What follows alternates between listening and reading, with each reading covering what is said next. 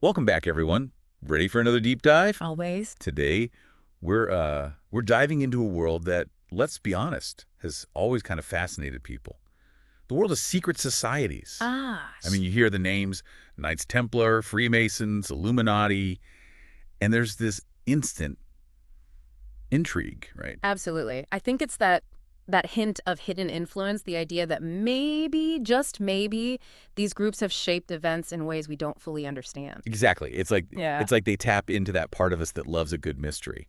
Those whispers of secret rituals, hidden knowledge, makes you wonder what's really going on behind the scenes. Precisely. And what we're going to try to do today is separate as much as we can the fact from the fiction. We'll look at what's actually documented, what we know for sure. Right, right. But we also can't ignore those enduring conspiracy theories, can we? I mean, they're part of what makes this topic so captivating. For sure. So where do we even begin, I guess? Let's start with a group that almost sounds too cool to be real, the Knights Templar. Warrior monks. Protecting pilgrims during the Crusades, no less. Talk about a job description. Seriously. And here's where it gets interesting. They weren't just holy warriors. They became incredibly wealthy, like really wealthy. Oh, absolutely. They essentially controlled a vast financial network, rivaling even some kingdoms in their power. It's crazy to think. Back then, they had a system where you could deposit funds in, say, Paris, Right. and then withdraw them in Jerusalem. They were pioneers of early international banking. Talk about a convenient ATM, right? No kidding. But all that financial success, Hmm. it kind of backfired on them, didn't it? It did, sadly. Their wealth attracted the wrong kind of attention. King Philip IV of France, deeply in debt to the Templars. Oh, there it is. He saw an opportunity, accused them of heresy, subjected them to torture. A brutal end. And it makes you wonder, was it really just about the money? Or was there something more? A fear of their power, maybe? Likely a bit of both. The Templars, you see, they represented a challenge to the established power structures. Their wealth, their military strength, their network, it made them a threat. And even though they're long gone, their story hasn't faded away. I mean, you can't talk about the Templars without getting into all the conspiracy theories. The Holy Grail, the Shroud of Turin. It's like their story became this blank canvas for our collective imagination. We project our fascination with lost knowledge, hidden relics. It's the allure of the unknown, isn't it? This idea that somewhere out there are secrets waiting to be uncovered, secrets that could change everything. Exactly. And the Templars, with their dramatic rise and fall, they provide the perfect backdrop for those sorts of theories. And then there's their symbol, the Cross of Lorraine. Centuries later, it pops up again as a symbol of the French resistance during World War II. A powerful reminder of how symbols can evolve over time, taking on new meanings as they're adopted by different groups. Yeah, it's like this thread connecting different eras, united by a common cause. Fighting for what they believe in against seemingly insurmountable odds. That's a powerful narrative that resonates through history. Absolutely. Now, the Templars are gone, but another group emerged, one that left a huge mark, particularly on American history. The Freemasons. Ah, the Freemasons. I think their evolution is often overlooked. They went from these medieval guilds to a fraternal order embracing reason and morality. Right, self-improvement, ethical conduct. They had some pretty influential members, especially in the early days of the United States. 13 signers of the Constitution were Masons. That's quite a legacy. But of course, with secrecy comes suspicion. Always. Even the Catholic Church opposed them, and in early America, you had the anti-Masonic Party. What was it about them that sparked such strong reactions? Well, I think when you have a group that operates in secrecy, especially one with influence, people tend to get nervous. Right, you start wondering what they're really up to. Their rituals, their symbols, it all added to the mystery. And then you have modern Freemasons, known for their charitable work, especially through the Shriners. It's like two different images of the same group. It's that duality that makes them so fascinating. You have this image of a shadowy cabal on one hand, Right. but then they're also doing all this good in the world. It's a puzzle. And their symbols, like the square and compasses, they've become so recognizable, even showing up in pop culture. Movies, TV shows, even The Simpsons. It shows you how these symbols have permeated our collective consciousness. They represent something intriguing, something that sparks our curiosity. And of course, there's the G in the square and compasses. Does it stand for geometry?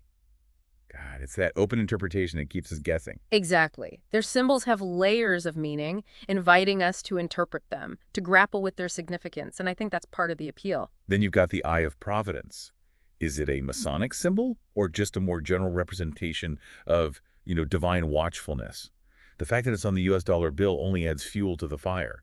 It's a symbol that predates Freemasonry but finds its way into their iconography, leading to endless speculation about its true meaning. And speaking of speculation, that brings us to maybe the most infamous group associated with conspiracy theories, the Illuminati. Founded in 1776, same year as American independence, interesting timing, their goal, overthrow the power of church and state through reason and knowledge. Very much an Enlightenment ideal. Yeah. But their methods, infiltrating Masonic lodges, using ciphers and secret names, it definitely created an aura of mystery. Like something out of a spy novel. And the fact that they were suppressed relatively quickly within a decade. It only adds to their mystique. Did they truly disappear, or did they simply go deeper underground? That unanswered question is what continues to captivate us. It's like their story became this blank canvas for our anxieties about hidden agendas and powerful forces manipulating events from the shadows. Exactly. The Illuminati represent that fear of the unknown, the idea that someone, somewhere, might be pulling the strings. And the fact that they were intertwined with the Freemasons. Yeah.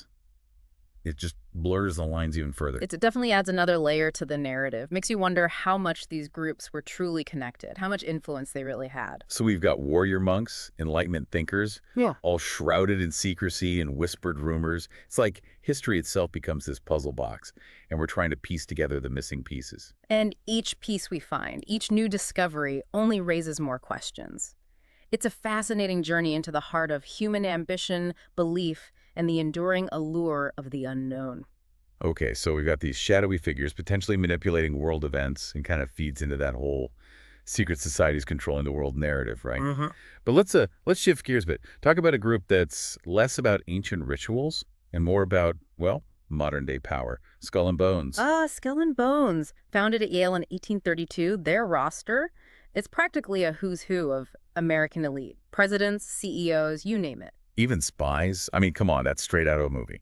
It certainly adds to their mystique. And I think what Skull and Bones represents is this idea of an exclusive network operating in secrecy. It fuels those anxieties about concentrated power, about who's really making the decisions. It's like they've taken the whole college fraternity thing to a whole other level. You've got these powerful individuals already at the top of their game, gathering in secret. What are they talking about? What are they planning? It's easy to let your imagination run wild. Absolutely. And the fact that their meetings, what happens in their tomb, remains so closely guarded, it just adds fuel to the fire. Right. It's like the less we know, the more we want to know. It speaks to our need to understand how power works, who holds it, and how it's wielded. Now, there was this book back in 1986 that even accused Skull and Bones of aiming for a new world order. Is that something we should be worried about? Or is that taking the whole elite networking thing a bit too far? It's important to distinguish between the existence of powerful networks, which, let's be honest, exist everywhere, and the assumption that they're all working towards some nefarious, coordinated goal. Right, just because people are powerful and meet in secret doesn't automatically make them evil masterminds. Exactly. We need to be cautious about assigning motives without evidence.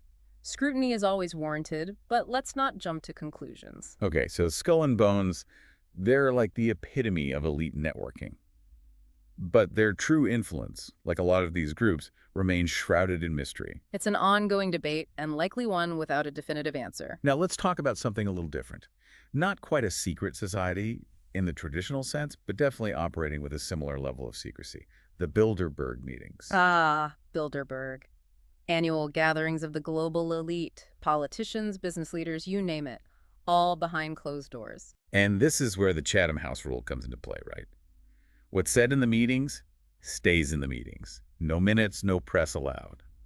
I get the argument for open dialogue, but doesn't all that secrecy kind of defeat the purpose?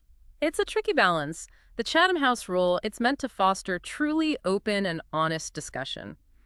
Participants can express their views without fear of public scrutiny or, things being taken out of context. But I can see how that could easily feed into suspicion. Yeah. I mean, if everything's so hush-hush, people are going to assume the worst, right? Human nature, isn't it? We tend to fill in the blanks with our own anxieties and assumptions. Okay, but back up a sec. How did these Bilderberg meetings even start? Who decided it was a good idea to get all these powerful people together in secret? Well, the first meeting was in 1954, the Hotel de Bilderberg in the Netherlands, hence the name. It was the brainchild of Prince Bernhard of the Netherlands. A prince. Okay, this is getting more interesting. He was concerned about the growing divide between Europe and North America after World War II, wanted to create a space for dialogue to try to bridge that gap. So the idea was to bring together influential people from both sides, get them talking, try to find some common ground. Makes sense in the context of the Cold War and all that. Exactly. It was about preventing further conflict, finding ways to cooperate despite their differences. Makes you wonder who gets invited to these things, though. Is it just like presidents and CEOs? Or is there a broader mix? It varies each year, but the focus is on diversity of thought. You get politicians, yes, but also academics, journalists, even artists and activists sometimes. So they're not just talking about economics and politics, then? Not exclusively. The topics are broad, ranging from global trends to technological advancements, whatever the organizers feel is relevant that year. But it's all still behind closed doors, which, of course, leads to all sorts of speculation. What are some of the more common conspiracy theories about Bilderberg? Oh, you've got the whole spectrum. Everything from claims of a new world order being orchestrated by these elites Right, that classic. to more grounded concerns about undue influence on global policy. Some people believe these meetings are where the real decisions are made, shaping the world according to the whims of a select few. Are those concerns legitimate? Yeah. I mean, is there any evidence that what happens at Bilderberg actually translates into real-world actions? It's tough to say for sure because of the secrecy. That's the double-edged sword. On one hand, it allows for open discussion, but on the other, it makes it incredibly difficult to assess their actual impact. So the more secretive they are, the more suspicious people get. It's like a vicious cycle. Indeed. And it raises the question, if these meetings are truly about solving global problems, why not be more transparent about it? Why not share the outcomes the ideas generated with the public? Right. It's like, if you're trying to build trust, maybe keeping everything so secret isn't the best approach. That's a valid point. But those who defend the Bilderberg meetings argue that true progress sometimes requires a degree of privacy. They say that if everything's out in the open, subject to immediate scrutiny, it can hinder open and honest dialogue. I guess it's a tough balance to strike. Transparency versus the need for candid discussion. When it comes to groups like Bilderberg, the line between, informed debate and undue influence, it can get pretty blurry. So it seems like with Bilderberg, it all comes back to this question of secrecy versus transparency. Can you really make progress? Yeah. Real progress behind closed doors? It's a question that keeps coming up, right? When we look at these powerful networks, these groups that operate with a certain level of secrecy, it makes us wonder how much transparency is really possible? How much should there be? And I think that's what's so fascinating at this whole topic, right? Secret societies. It's not just about the history, the rituals, the symbols. It's about what those things reveal about us, about how we view power, how we grapple with the unknown. Exactly. It's like these groups provide this focal point for our anxieties, our hopes, our fears about who's really in control. So as we wrap up this deep dive, what do you hope listeners take away from all of this? We've covered a lot of ground, from warrior monks to modern-day power brokers. What's the big picture here? I think the most important thing is to be critical. Don't just accept things at face value, whether it's a headline, a conspiracy theory, or even a seemingly well-researched article. Question everything. Right. Do your own digging. And don't be afraid to change your mind. As you learn more, as you encounter new perspectives, be open to reevaluating your beliefs. It's easy to get swept up in the intrigue of secret societies, the mystery, the allure of the unknown. But at the end of the day, these groups, they're made up of people, just like us. With their own motivations, their own ambitions, their own flaws, they're not these monolithic entities operating with some grand unified purpose. It's a good reminder that the world is messy, complicated. There's no easy answers, no single group pulling the strings. And I think recognizing the complexity, the nuances of power and influence, that's where true empowerment lies. Absolutely. So thank you for joining us on this deep dive. We hope you've learned something new, or at least had your curiosity piqued. And if you're interested in exploring further, we've got some great resources linked in the show notes. So until next time, stay curious, keep asking questions, and never stop seeking knowledge.